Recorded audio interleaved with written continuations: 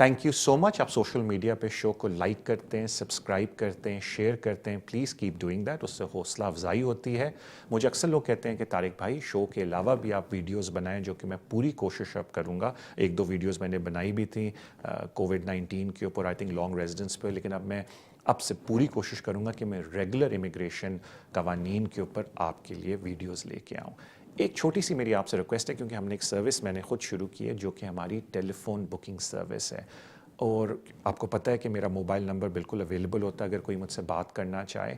लेकिन अगर आप कोई केस मुझसे डिस्कस करना चाहते हैं अपना, and you are not my client, तो मैं लोगों से रिक्वेस्ट करता हूँ कि प्लीज़ आप ये ऑनलाइन टेलीफोन बुकिंग सर्विस को यूज़ करें।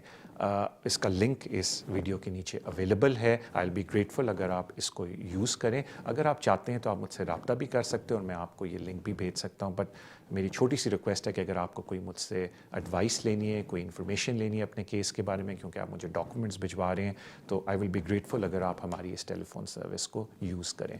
उसके अलावा अगर आप मुझसे मिलना चाहते हैं, दैट इज़ वेरी ईजी। मेरे ऑफिस का number is at the bottom of the screen, या मेरा मोबाइल नंबर भी आपके पास अवेलेबल होता है। आप उस पर मुझसे रब्ता करके अपॉइंटमेंट बना सकते हैं। अपना ख्याल रखें। Thank you so much and enjoy the show.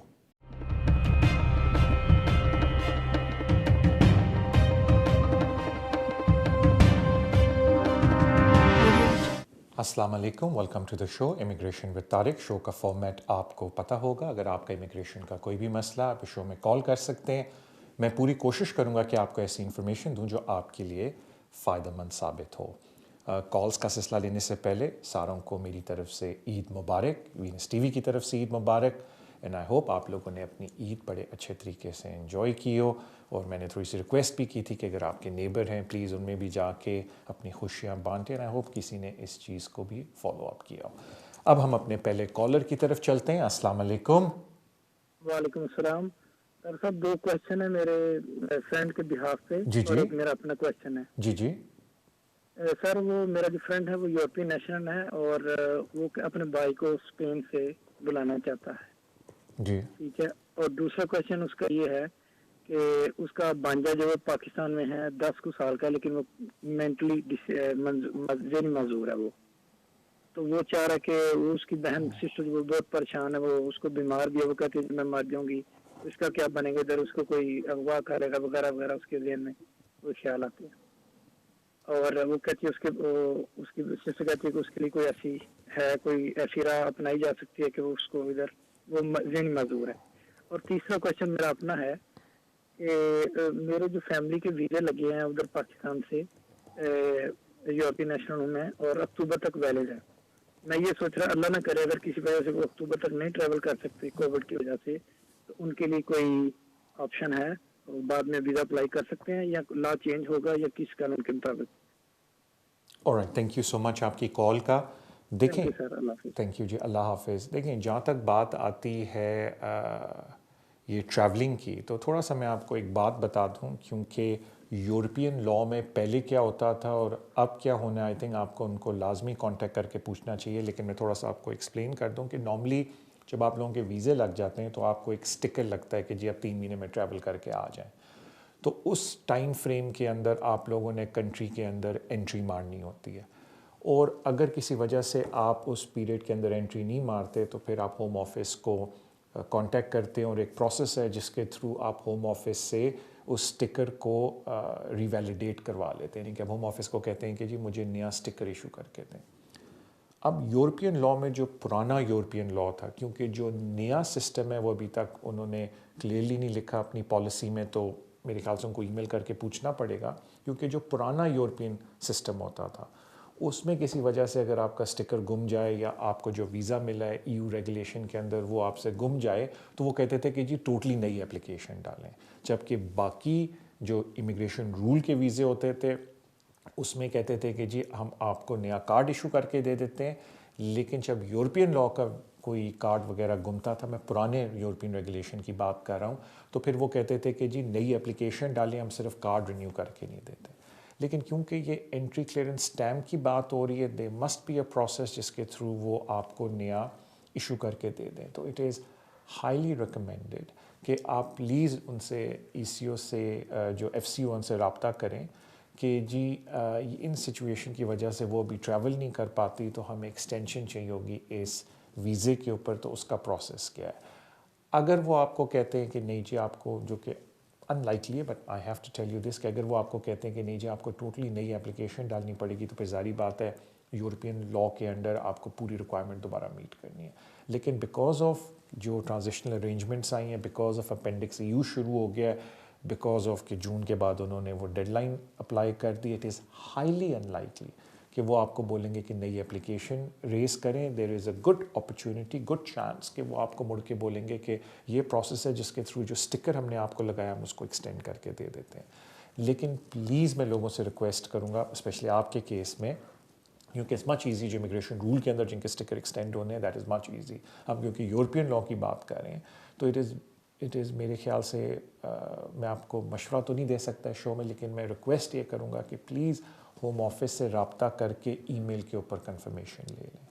اور میں دعا یہی کرتا ہوں کہ جن جن لوگوں کے ویزے لگے ہیں، بیکاز ظاہری بات ہے ریڈ لسٹ کی وجہ سے they don't want to pay for کیا کہتے ہیں ہوٹل کا خرچہ وغیرہ، دین آئی ایم ہوپنگ کہ پاکستان ان قریب لسٹ سے باہر آ جائے. دیٹ از اف اگر آپ پاکستان سے آ رہے ہیں تو یہ تو چیز ہوگی پہلی. تو پلیز ایک دفعہ ای میل کر کے ان سے ویریفائی کروا لیں. جہاں تک بات آتی ہے آپ کے دوست کی، دیکھیں جو یورپین نیشنلز اس ملک میں آ گئے ہیں، تو پہلے تو میں آپ کو کلیریفائی کر دوں کہ ان کے لیے سچویشن کیا ہے، کیونکہ کافی لوگ کنفیوز ہو رہے ہیں.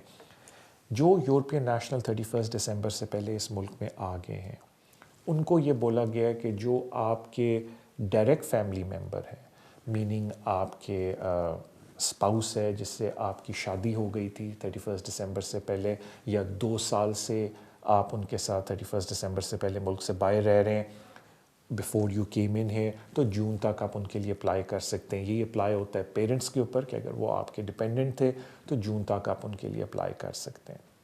انفارچونیٹلی جو ایکسٹینڈڈ فیملی ممبر ہیں ان کا انہوں نے ختم کر دیا ہے کہ اب اپینڈکس یو کے under extended family member apply نہیں کر سکتے جب تک کہ ان کے پاس فیملی پرمٹ ایشو نہ ہوا ہو جو ایو ریگولیشن 2016 کا ہے.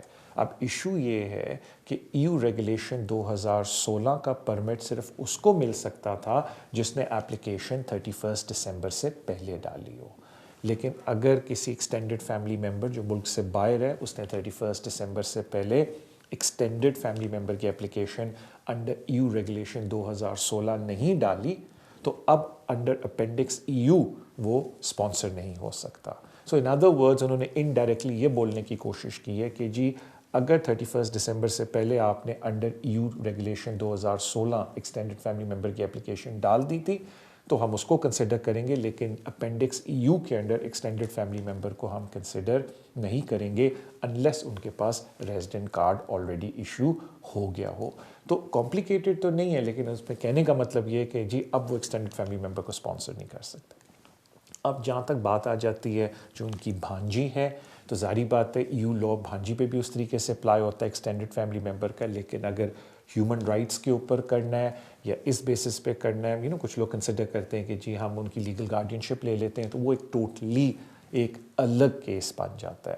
تو I think it is very important کہ اس کے لیے وہ پہلے کسی کمپٹنٹ پرسن کے پاس جائیں، ان سے بات چیت کریں، تو پھر وہ ان کو بتائیں گے کہ جی کیا پروسیس ہوتا ہے ہیومن رائٹس پہ یا کیا پروسیس ہوتا ہے اگر وہ لیگل گارڈین شپ لیں. صرف میں اتنا عرض کر دوں، اس ٹائپ کے سینیریو میں جہاں آپ ماں کو پیچھے چھوڑ رہے ہیں، it's very difficult on human rights. اس ٹائپ کے سینیریو میں جہاں آپ لیگل گارڈین شپ کسی کی لینا چاہ رہے ہیں، آپ اڈاپٹ کرنا چاہ رہے ہیں کسی کو، تو یو ہیو ٹو ریئلائز کہ اسٹریٹ فارورڈ پروسیس نہیں ہے. سب سے پہلے آپ کو لوکل کاؤنسل یو کے سے اپنا اپروول لینا ہے.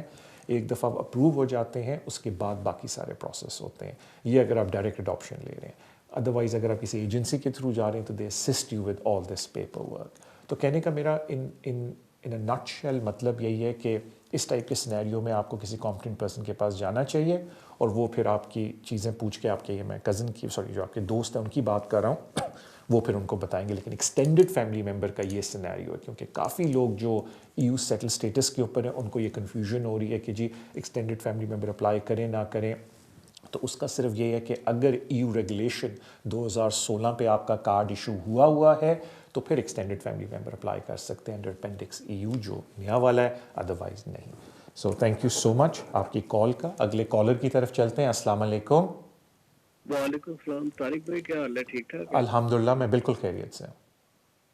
جی طارق بھائی، میرا سوال یہ تھا کہ جب اسپاؤس ویزے کے لیے ہم اپلائی کرتے ہیں جی تو اسی دوران ساتھ میں ہی وہ جو ٹی بی ٹیسٹ ہے وہ بھیج دیتے ہیں کہ وہ جب فائل چلی جاتی ہے، کیونکہ وہ ہوتا یہ ہے کہ وہ 6 سے 7 ماہ لگا دیتے ہیں جواب دیتے ہوئے، جی وہ بعد میں ادھر پڑا ایکسپائر ہو جائے، پھر وہ کہیں کہ جی ہمیں نیا کروا کے بھیجیں، تو اس کا بیسٹ وے بتا دیں کہ وہ بیسٹ وے کیا ہے، اور جو ڈاکومنٹس ریکوائرڈ ہے نا پلیز ان کے بارے میں بھی بتا دیجیے گا اسپاؤس ویزے کے.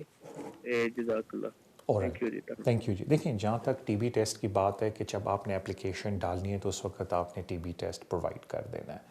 بہت میں نے وہ میرے خیال سے 1 یا 2 ہی کیس سنے ہوں گے کہ ہوم آفس نے بعد میں دوبارہ ٹی بی ٹیسٹ مانگا ہو.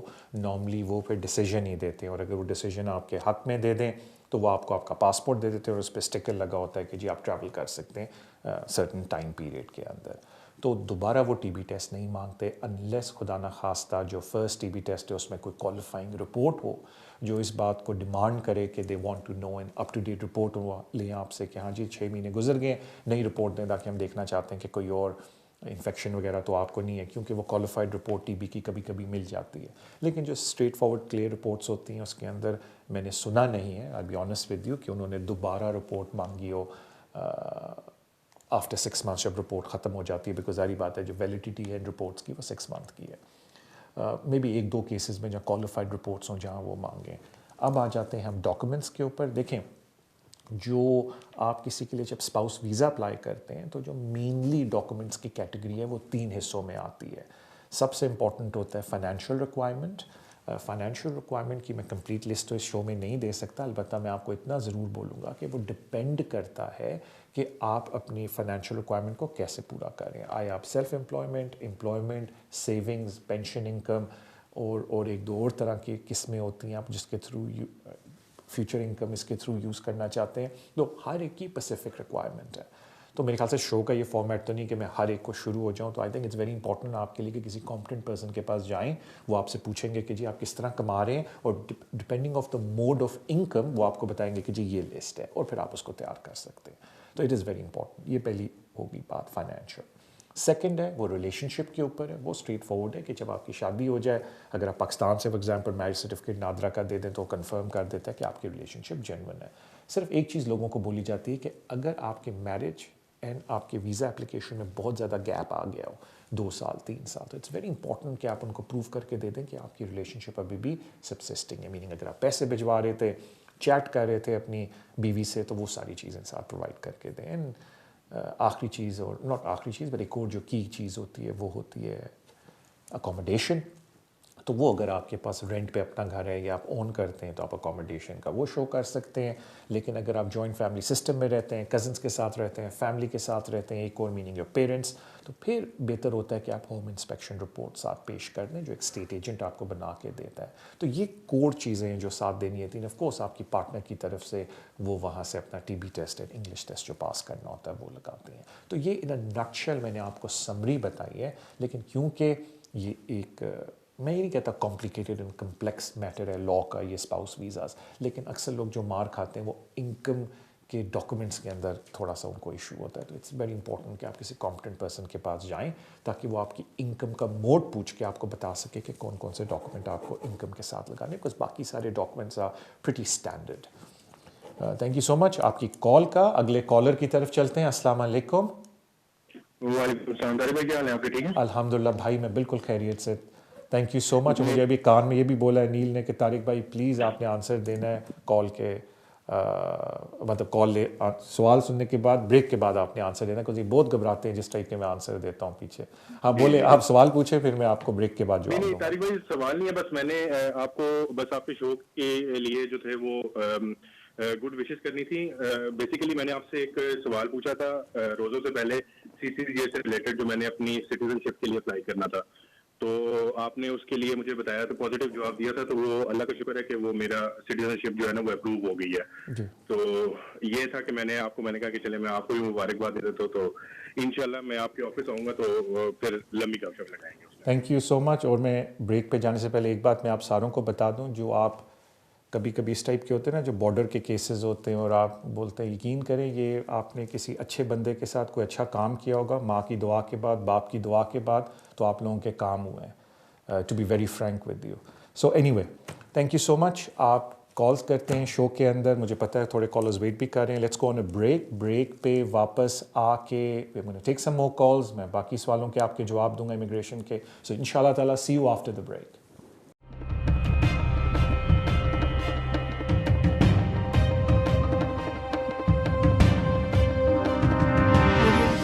ویسٹ لنڈن سلیسیٹرز, اگر آپ کا کوئی بھی قانونی مسئلہ ہو آپ ہمیں کانٹیکٹ کر سکتے ہیں. ہم اسپیشلائز کرتے ہیں in the areas of immigration, asylum and nationality issues, business rate disputes, housing benefit and tax credit issues. ہماری ٹیم ریزیڈینشیل کنوینسنگ بھی کرتی ہے اور ہم سول لٹیگیشن ڈسپیوٹس کو بھی ہینڈل کرتے ہیں. اگر آپ کا کوئی بھی قانونی مسئلہ ہے تو آپ ہم سے آج ہی رابطہ کیجیے on 0208 571 1001. Our website is westlondonsolicitors.com. West London Solicitors, working with you.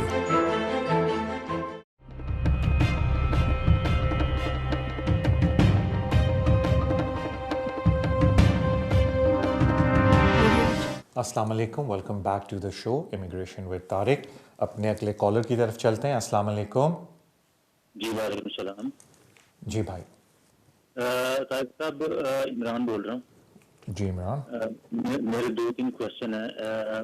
میری ایک فرینڈ ہیں سلوواکیہ سے آئی تھی 2005 میں, اور یہاں پہ پھر انہوں نے کام شام نہیں کیا, تھوڑی دیر کام کیا, لیکن ابھی آ کے ان کو وہ تھرو اور رہتی رہی ہیں یو کے میں. ابھی فیبرری میں ان کو سیٹل اسٹیٹس مل گیا, یعنی indefinite leave to remain EU settlement scheme میں. ٹھیک ہے. اور اسی دوران ان کے 2 بچے یہاں پہ پیدا ہوئے, ایک ہے 14 سال کا, ایک 12 سال کا.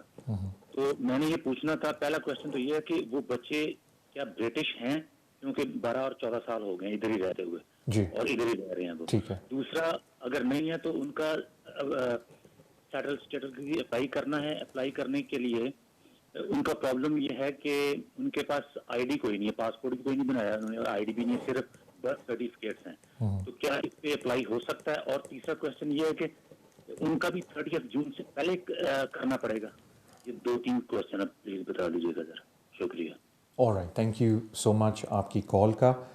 ایک چیز میں آپ کی اگنور کروں گا کیونکہ آپ نے کہا وہ کام کرنی تھی نہیں کرنی تھی. گزاری بات ہے جب ٹی ٹی رائٹ ایکسرسائز کر رہے ہوتے ہیں 5 سال لگاتار, اونلی دین وہ ان کو سیٹلمنٹ دیتے ہیں.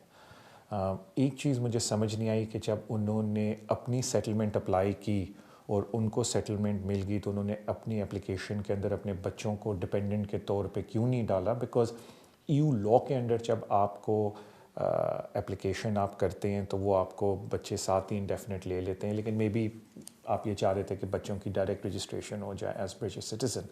تو میں اس کا آپ کو بتا دیتا ہوں کہ طریقہ کیا ہے. بیکاز پہلی بات یہ ہے کہ تھوڑے سے ایو والے لوگ پریشان ہو جاتے ہیں بیکاز ایو لا کے تحت سب کچھ فری میں ہو رہا ہے. جیسے ہی وہ نیچرلائزیشن کی اپلیکیشن ڈالتے ہیں یا بچوں کی رجسٹریشن کی اپلیکیشن ڈالتے ہیں تو ان کو فیس دینی پڑتی ہے ان ایکسیس آف تھوڑا سا between 11 I think 1000 some thing ہے, مجھے پلیز کوٹ نہ کیجیے گا اس کے اندر.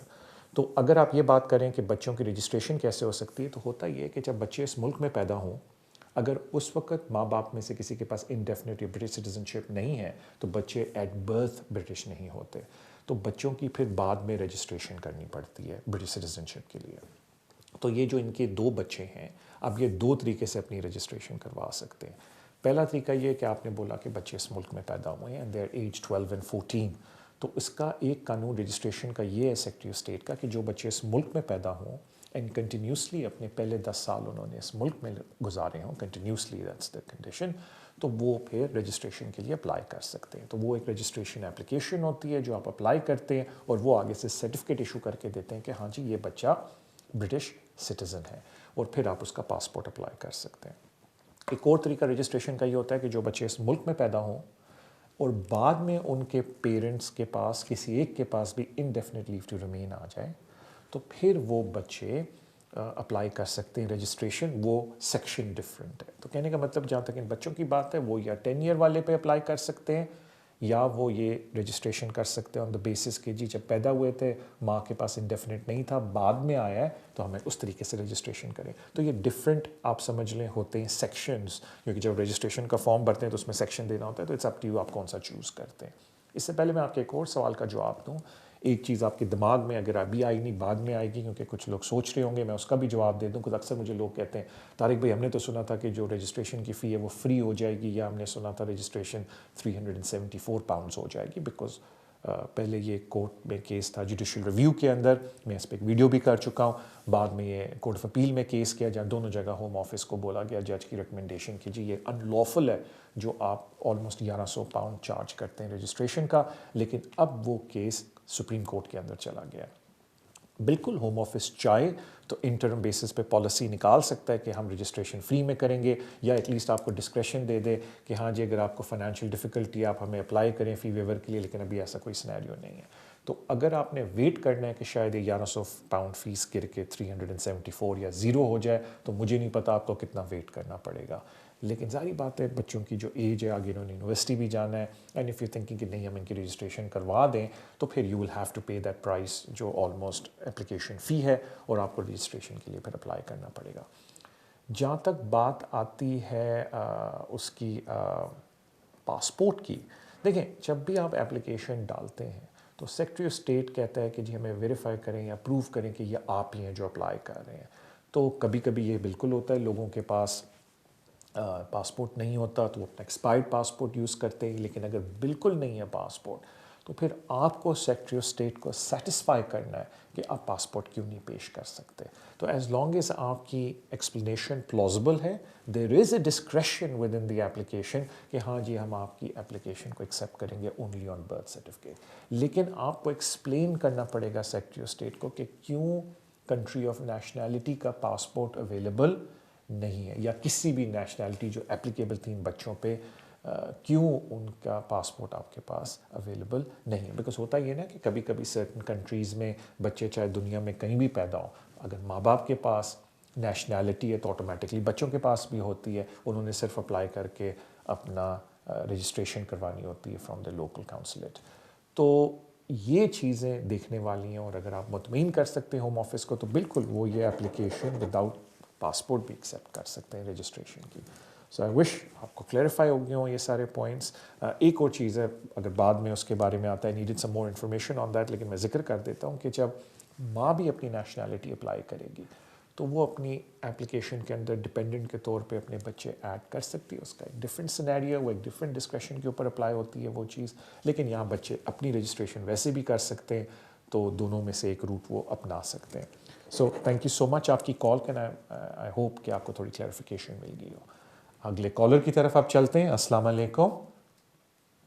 वालेकुम अस्सलाम तारिक सर। जी तारिक सर मैं नईम हूँ ब्रिस्टल से। मेरा ये सवाल है जी कि मैं टियर 2 पर हूँ और मेरा वीज़ा जो है एक्सपायर हो रहा है 12 नवंबर को।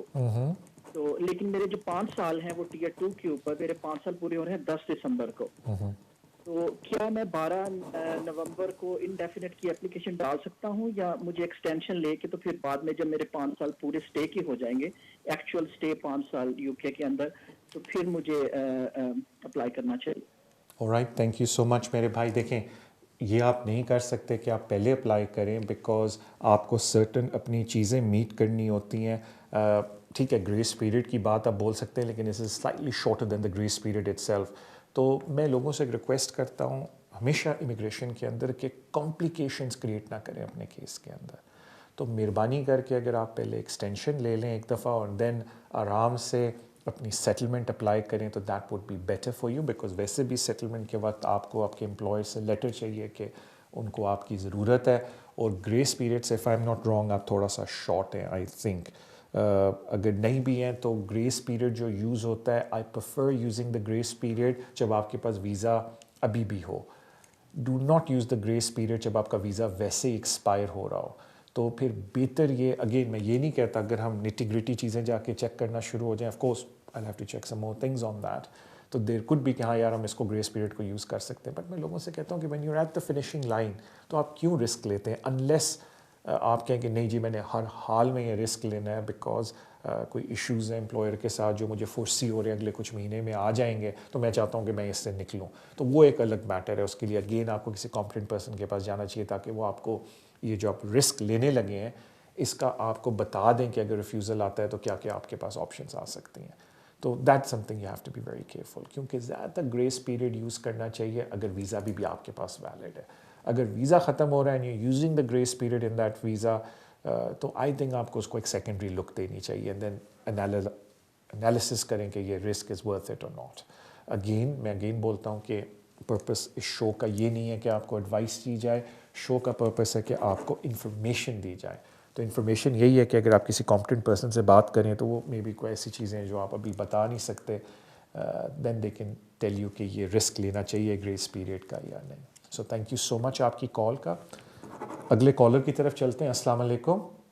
جی وعلیکم السلام طارق بھائی, اقبال بات کر رہا ہوں الفٹ سے. وعلیکم السلام اقبال جی بولیں.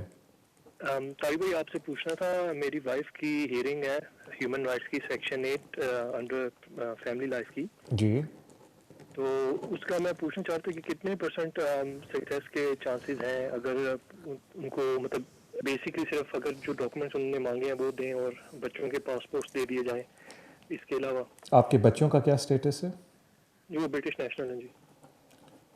اوکے اوکے, ہیئرنگ کب ہے؟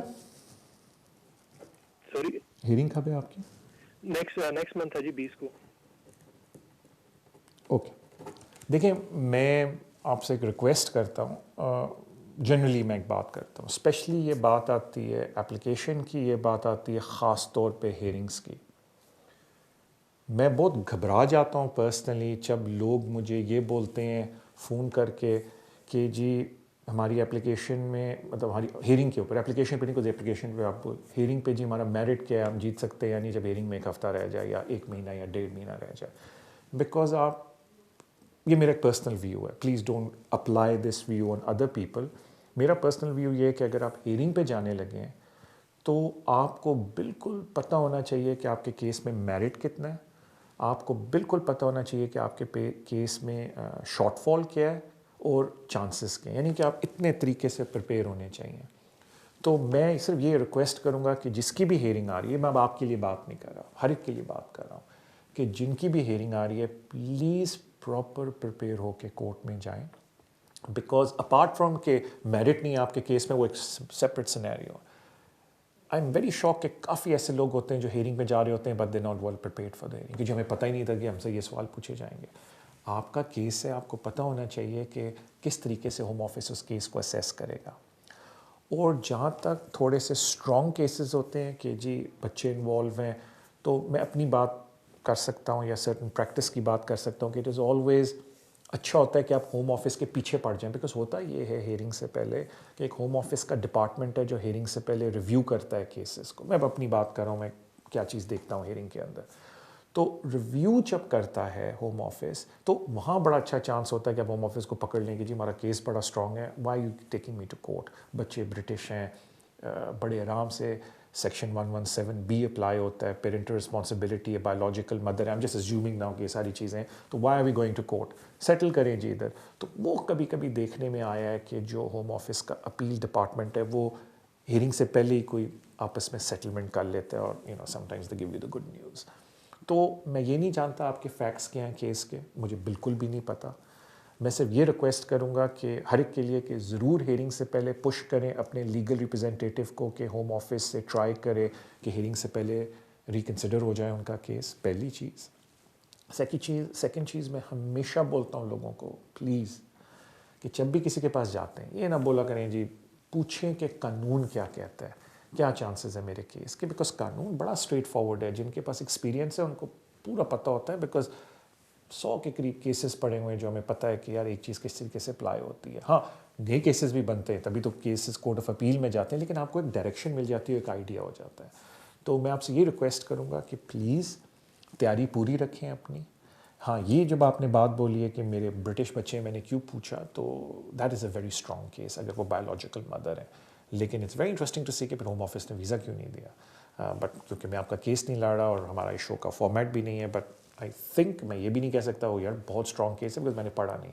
बट मैं इसलिए घबरा जाता हूँ कि एट दिस स्टेज अगर आपकी हियरिंग को सिर्फ एक मंथ रह गया, मीनिंग आपने बंडल्स वगैरह सारे दे दिए, अपनी सारी स्टेटमेंट बना के दे दिए, वाई यू आस्किंग अब कि जी मेरा मेरिट क्या है केस में, you should buy now no this. तो प्लीज़ रिक्वेस्ट है कि अपने लीगल रिप्रेजेंटेटिव के पास जाएं और डिस्कस करें अपना केस कि हाँ जी मेरे केस में कितने मेरिट है, क्या शॉर्टफॉल है. कभी कभी ये होता है कि कोई शॉर्टफॉल होता है, क्योंकि देखो आपकी लाइफ है. मैं कभी कभी क्लाइंट मैं सब बोल नहीं सकता, मैं एक बात करूँ, मैं कहता हूँ जी ये इनसमाउंटेबल ऑब्स्टिकल है, तो एकदम आगे से बंदा कहता है हाँ यार ये चीज़ मुझ पर अप्लाई होती है. तो those are the things you need to discuss and apply. Thank you so much आपकी कॉल का. अगले कॉलर की तरफ चलते हैं. अस्सलाम वालेकुम. हेलो जी अस्सलाम वालेकुम. वालेकुम अस्सलाम. जी सर, शुक्रिया सर, आपका प्रोग्राम बहुत अच्छा आता है, मैं सुनता रहता हूँ. बड़ी मेहरबानी.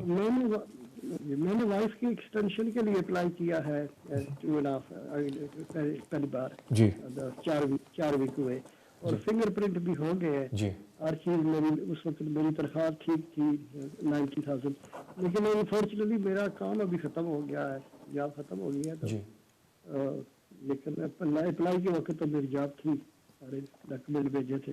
इसमें कोई फ़र्क पड़ेगा अभी? थैंक यू सो मच आपकी कॉल का. देखें, अगर आपने फाइनेंशियल रिक्वायरमेंट मीट करनी है तो वो मीट करनी है पॉइंट ऑफ एप्लीकेशन पे. तो अगर खुदा ना खास्ता बाद में कोई जॉब को होता है तो टेक्निकली स्पीकिंग जो आपका कट ऑफ पॉइंट है, यानी कि जहाँ आपकी क्लॉक रुक जाती है, वो उस वक्त रुक जाती है जब आपने एप्लीकेशन डाली है. बिकॉज डेट ऑफ एप्लीकेशन में होम ऑफिस ने ये असेस करना है कि एप्लीकेशन के वक्त आप इनकम रिक्वायरमेंट को मीट कर रहे थे, यानी होम ऑफिस ने डेट ऑफ डिसीजन के वक्त चेक नहीं करना. तो वहाँ थोड़ी सी आपके हक में बात चली जाती है कि नहीं यार आपने डेट ऑफ डिसीजन पे ये चेक नहीं करना कि मेरी इनकम पूरी हो रही है, यानी डेट ऑफ एप्लीकेशन पे चेक करना है. सो उस फॉर्मूले के तहत अगर आपकी किसी वजह से इनकम अब गिर गई है तो वो उस एप्लीकेशन को अफेक्ट नहीं करती. हाँ, अगर खुदा न खास्ता वो एप्लीकेशन की वजह से रिफ्यूज़ होती है और आप कोर्ट में जाते हैं, तो अगर आप कोर्ट में ये प्रूव करना चाहते हैं कि at the date of the hearing में फाइनेंशियल रिक्वायरमेंट मीट करता हूँ, तो उस वक्त इन चीज़ों की कंसिडरेशन होगी. लेकिन अगर आप कोर्ट में जाके डेट ऑफ एप्लीकेशन को डिस्कस कर रहे हैं तो फिर बीच के पीरियड में जो आपकी इनकम ड्रॉप हुई है वो इफेक्ट नहीं होनी चाहिए. This is how it is. Thank you so much आपकी कॉल का. मुझे कार में बताया जा रहा है तारिक भाई हमारा ब्रेक का टाइम हुआ है. Let's go on a break. Break से वापस आके आई थिंक हमारा आखिरी सेशन होगा. We gonna take some more calls और मैं पूरी कोशिश करूँगा कि जितनी ज़्यादा कॉल्स ले सकूँ मैं लूँ. सो इंशाल्लाह ताला सी यू आफ्टर द ब्रेक.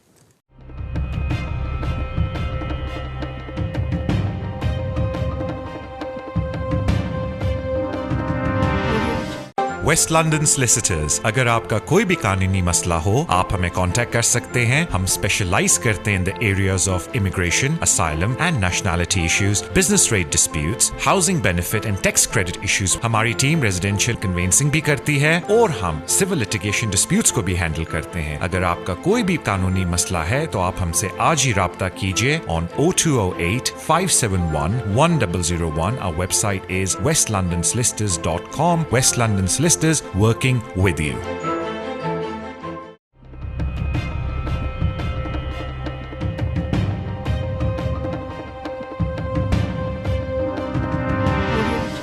अस्सलाम वालेकुम. Welcome back to the show immigration with Tariq. अपने अगले कॉलर की तरफ चलते हैं. अस्सलाम वालेकुम.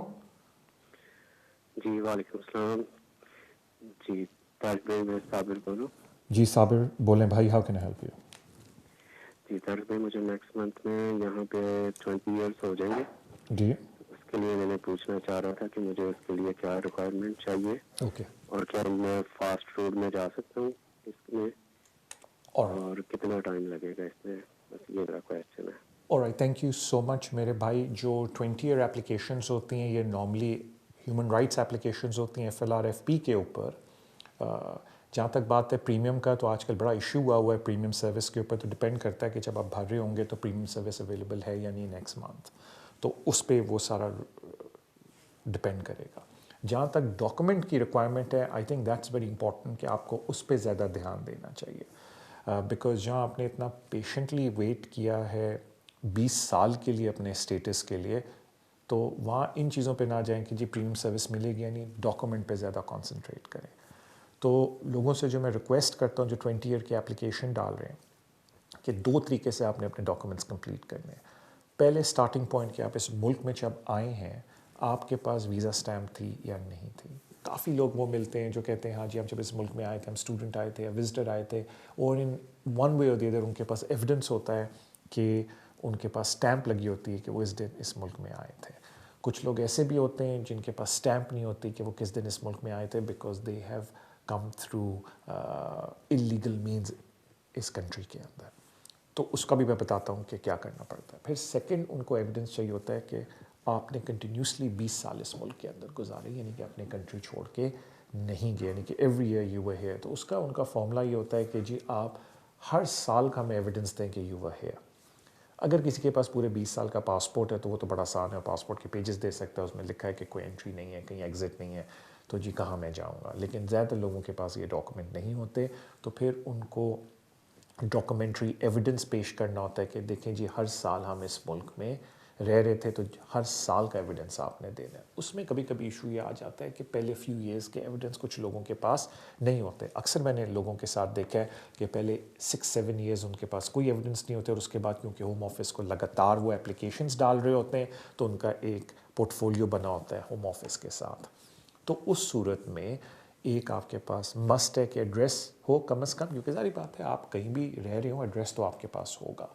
और फिर ट्राई करें उस जगह पे जाके कि जो नेबर्स हैं उस एड्रेस पे रहने वाले, या जो लैंडलॉर्ड था, या आपके जो फैमिली मेम्बर थे जिनके साथ आप रह रहे थे, वो कोर्ट में पहले तो होम ऑफिस को गवाही दें कि हाँ जी दे वर here, you were with them, और आप यूके के अंदर थे, और फ्यूचर में कोर्ट में आने के लिए भी राज़ी हो जाएं. तो in other words you looking for family members, you looking for friends, you looking for associates जो जानते थे कि आप काम कर रहे थे या आप रह रहे थे इस जगह पे, and you were in the UK, जो शुरू में होम ऑफिस को इन राइटिंग अपनी स्टेटमेंट दें. एंड मोर इम्पॉर्टेंटली अगर होम ऑफिस इनकी बातों को एक्सेप्ट नहीं करता तो they are willing to come to court for you, और वो कोर्ट में बयान दें कि हाँ जी हम जानते थे कि इन पीरियड्स के अंदर ही वॉज लिविंग हियर. तो ये चीज़ें ज़्यादा इम्पॉर्टेंट हैं आपके लिए then rather than relying on the premium service. So thank you so much आपके कॉल का मेरे भाई. अब अगले कॉलर की तरफ चलते हैं. अस्सलाम वालेकुम. Hello. Hi. Good evening, sir. I want to ask you that I have 2 kids and I am on 2.5-year visa. And my visa is... Hello? Yeah, I'm listening to you. Yeah, my visa is going to renew in November again. And in 2 kids, one of my daughter is from India. And she is now 15 years old. So can we apply for her the indefinite, or we have to take a visa for her again? All right. Thank you so much for your call, ma'am. Normally what happens is that when your children have been living here, who are born here, and they've lived here for 10 years continuously, they can apply for indefinite leave to, I mean, technically they straight away apply for registration as a British citizen. Or their children who are not born here but have lawfully completed 10 years, even coming to a certain age, they can apply for indefinite leave to remain. I think you're referring to whether we could, because there is an element within the Home Office where they say that anybody can make an application for settlement. Now, if you're referring to that element, that perhaps we could make an application for settlement for her on the basis of discretion, then the discretion is 100% with the Secretary of State. I cannot turn around and say to you, oh, in certain scenarios, we've known the application was made and settlement was granted. In fact, I'll tell you something interesting as far as the Home Office is concerned. Because I've been involved with these applications for many years, a lot of these parents, where the children live 7 years of their life in this country, of course they have to go on the 10-year route. A lot of these children, by the time of the second and third extension, were almost 17, 18 years of age, meaning they were coming to an age where they had to attend university. And because of the current status, because they did not have indefinite leave to remain, they were not given student finance unless they appealed to the university for a, you could say, university grant or a scholarship. The student finance companies were not giving them any loan because they said you must have indefinite leave to remain. And their parents started making application for settlement on the basis that, look, our child is here, you said to our child that they can stay here after 7 years, and after 10 years you're going to give them indefinite. Now because they're going to university, give them indefinite.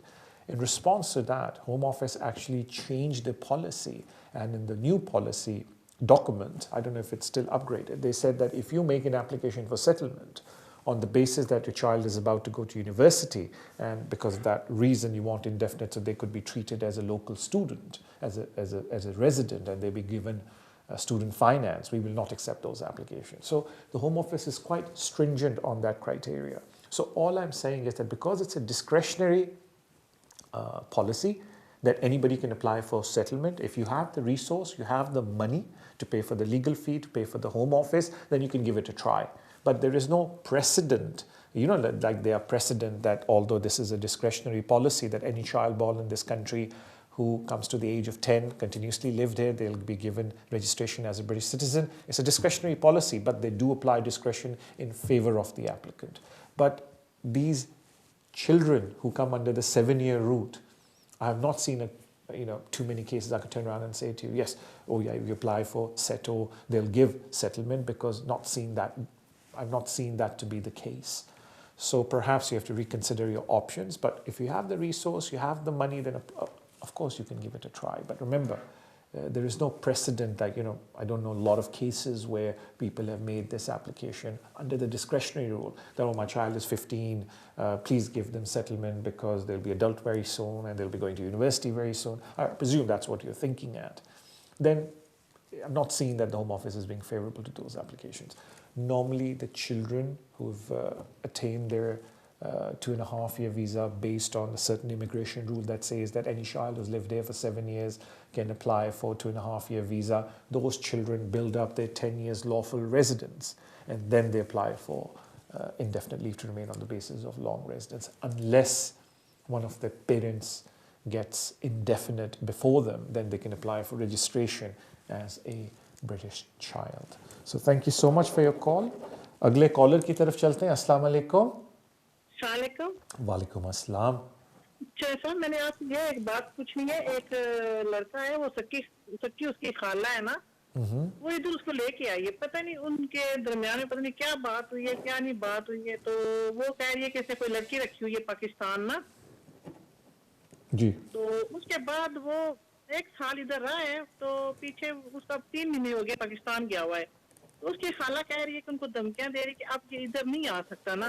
लेकिन उसके पास 1 साल तकरीबन 27 माह का होता है, visa होता है 27 माह का, 27 का. तो 1 साल भी उसके पास पीछे है और उसने 28 को वापसी पे भी आना है ना. तो वो अब उसकी खाला कह रही कि तुम इधर नहीं आ सकते. पता नहीं क्या वीजा उनको किस बात पे मिला उस लड़के, उसकी एज क्या है लड़के की? शादी की है उसने, अपनी खाला की लड़की के साथ शादी की है, तो उन्होंने बुलाया. ओके, मैं अर्ज कर देता हूँ, मैं समझ गया अब क्या बात हुई है. थैंक यू सो मच आपकी कॉल का. देखें, होता ये है कि जो स्पाउस वीज़ा मिलता है वो डिपेंडेंट होता है स्पाउस के ऊपर. तो अगर स्पाउस चाहे और होम ऑफिस को ये बता दे कि जी हमारी रिलेशनशिप ब्रेक डाउन हो गई है, तो बिल्कुल होम ऑफिस लेटर दे सकता है उनको कि हाँ जी हम आपका वीज़ा ख़त्म कर दिया, लेकिन उनको ये लेटर मिलना चाहिए. तो मेरे ख्याल से अगर वो जहाज़ पे बैठ के इधर आ जाए और अगर इधर एयरपोर्ट पे होम ऑफिस वाले उनको कहते भी हैं कि जी हमें बताया है आपकी वाइफ ने कि अब वो आपको स्पॉन्सर नहीं करना चाहती, तो इनके पास 2 ऑप्शंस हैं. एक ऑप्शन है इनके पास कि अगर इनकी रिलेशनशिप में बच्चा है तो ये बच्चे की बेस के ऊपर अप्लाई कर सकते हैं.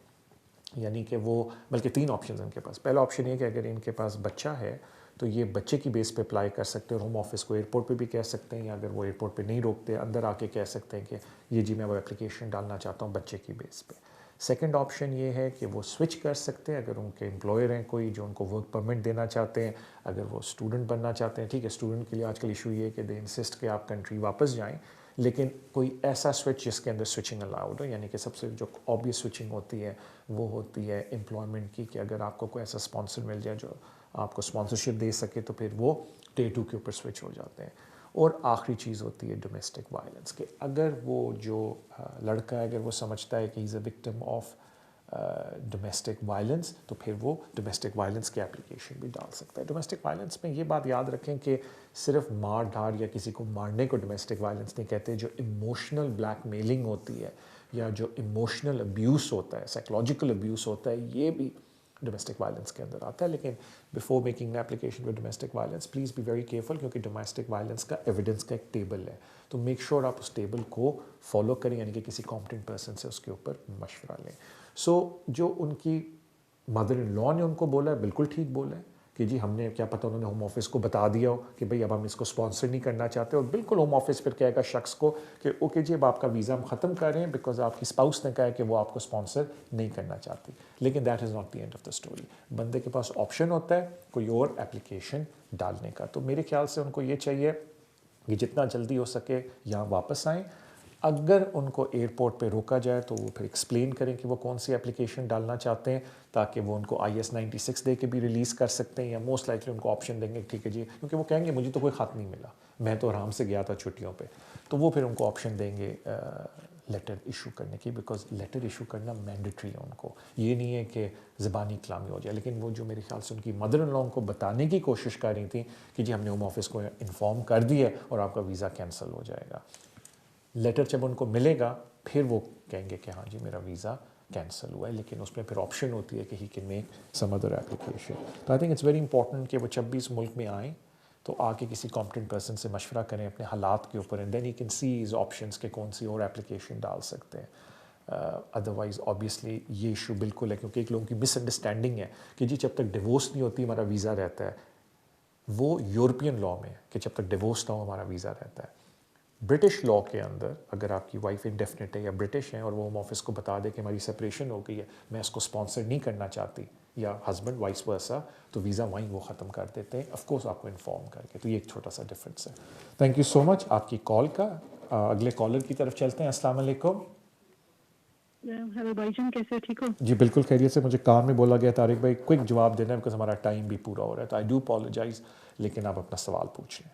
میرے چھوٹے چھوٹے 2 کوشچن ہے بھائی جان. میں یہ پوچھنا تھا، میں برٹش ہوں تو میرے ہسبینڈ لیگس تھا تو اس کو 2.5 سال کا ویزا ملے. پر ہمارے جب ہم نے اپلیکیشن ڈالی تھی تو ہمارے سسٹر بولتا تھا کہ ہم کو 5 year کے روٹ پر ڈالیں گے، اور انہوں نے ہمارے کو 10 years کے روٹ پہ ڈال دیا. تو وہ ہمارے سسٹر بولتا ہے ہم اس کو چیلنج کریں گے کہ دوبارہ ہم 2.5 آپ انگلش میں بات کر لیں. I'll answer you in English, don't worry about that. آپ اس کا کی ہو سکتا ہے 5 سال کے جا سکتے ہیں. دوسرا کوشچن یہ ہے obviously 80 سوری نہ گو ہیڈ کوئی بات پوچھیں دوسرا سوال. ایک اور بات ہے کہ ہم obviously I can't become pregnant and my husband wants to have a baby. تو جیسی سرگت مم انڈیا چ لب کے ਜਾਂ ਕਿਤੇ ਹੋਰ ਕੰਟਰੀ ਲੱਭ ਕੇ ਸਰਗਤ ਬਣ ਸਕਦੇ ہیں ਉਹਨੂੰ ਫਿਰ ਅਡਾਪਟ ਕਰਕੇ ਬੇਬੀ ਨੂੰ ਇੰਗਲੈਂਡ में ਲਿਆ सकते हैं as a British citizen. Alright, thank you so much. Thank you ma'am. دیکھیں جہاں تک پہلی سوال کا جواب ہے، بالکل آپ 10 years سے 5 year پہ سوئچ ہو سکتے ہیں.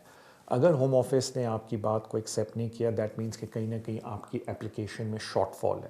میں نے آپ کا کیس نہیں پڑھا تو میں یہ نہیں بتا سکتا کہ کون سی جگہ آپ کی اپلیکیشن میں شارٹ فال ہے. لیکن اگر آپ سمجھتے ہیں کہ ہوم آفس نے جو آپ کو ویزا دیا وہ غلط دیا، ان کو 5 year پہ دینا چاہیے تھا، تو اب کیونکہ انہوں نے ویزا دے دیا، آپ اپیل کی جو آپ کے پاس ریمیڈی ہے وہ ہے جوڈیشل ریویو اپلیکیشن کہ سب سے پہلے آپ ری ایکشن پروٹوکال کریں گے اور پھر جوڈیشل ریویو کریں گے. میرٹ کیا ہے اس کے اندر، کیونکہ میں نے کاغذات نہیں پڑھے میں نہیں بتا سکتا. I do apologise. جہاں تک بات ہے اڈاپشن کی، اگر آپ نے پہلے شو میں نہیں اب آئی ہیں تو میں نے ذکر بھی کیا تھا کہ اگر آپ کسی کو اڈاپٹ کرنا چاہتے ہیں، first option is better option is go through the adoption agency, تو وہ آپ کو ہر چیز کے اندر ہیلپ کریں گے. لیکن اگر آپ ڈائریکٹ اڈاپٹ کرنا چاہتے ہیں تو سب سے پہلے آپ کو کاؤنسل سے، and I think there is another agency, ابھی اس کا نام میرے ہیڈ میں نہیں آ رہا، ان سے کانٹیکٹ کر کے پہلے آپ کو ایلیجیبلٹی اپنی اسیس کروانی ہے کہ ہاں آپ بچہ اڈاپٹ کر سکتے ہیں. تو وہ ایک پروسیس ہے 5-6 مہینے کا. تھینک یو سو مچ. کیونکہ مجھے کان میں بولا جا رہا ہے طارق بھی ہمارا ٹائم پورا ہوا ہے. Thank you so much for coming in on the show every week. Please social media پہ شو کو لائک کریں، سبسکرائب کریں، چینل کو شیئر کریں، اور جتنا زیادہ پیار دیتے ہیں اتنا آئی ایم گریٹفل. اب آپ سے ملاقات انشاءاللہ تعالیٰ اگلے ہفتے ہوگی. اپنا خیال رکھیں. اللہ حافظ.